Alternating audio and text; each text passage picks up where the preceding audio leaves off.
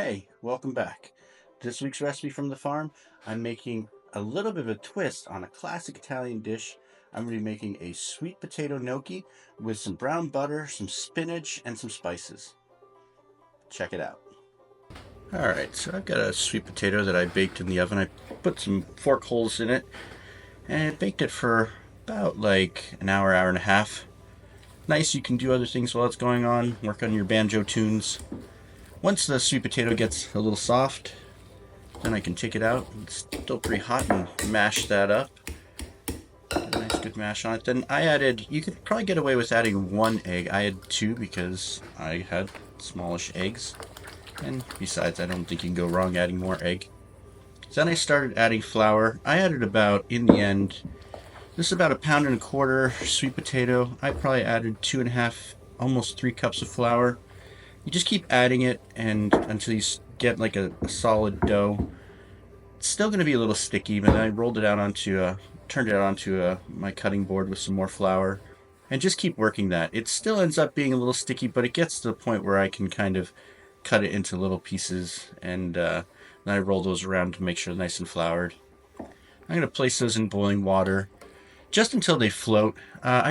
You can do this in rounds, and so it's just a lot easier than dumping a whole bunch in at once and cooling the water down too quickly. So I like doing it a couple rounds, use a slotted spoon to pull them out. Got some spinach. I'm doing a coarse chop on the spinach because I'm going to wilt it, and so I don't want it to be too big, but it doesn't have to be cut up too finely. Made some brown butter. I used about a half a stick of butter, and I'm actually cooking up about half of this recipe that the sweet potato made, just because, and I'm saving the other half. So if I was doing the whole thing, I'd use a full stick of butter. But give that a nice little cook. Get some color on there with the brown butter. Add my spices in. Toast those for just a few seconds. Get those going, maybe 10-15 seconds. Gonna add in the spinach. Cover that. Well, mix it up, I guess, and then cover it. And then I'm going to, once that's done cooking, I'm gonna give that a nice stir, and then I'm gonna add in my gnocchi. Stir that up, and we are ready to go.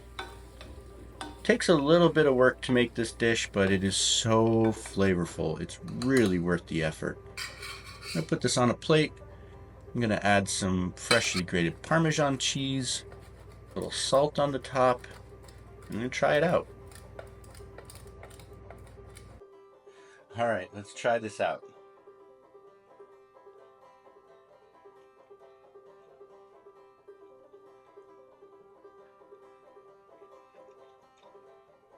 Wow, that is delicious. You're gonna want to try this one. Until next time, keep planting, keep cooking, do something good. Mmm.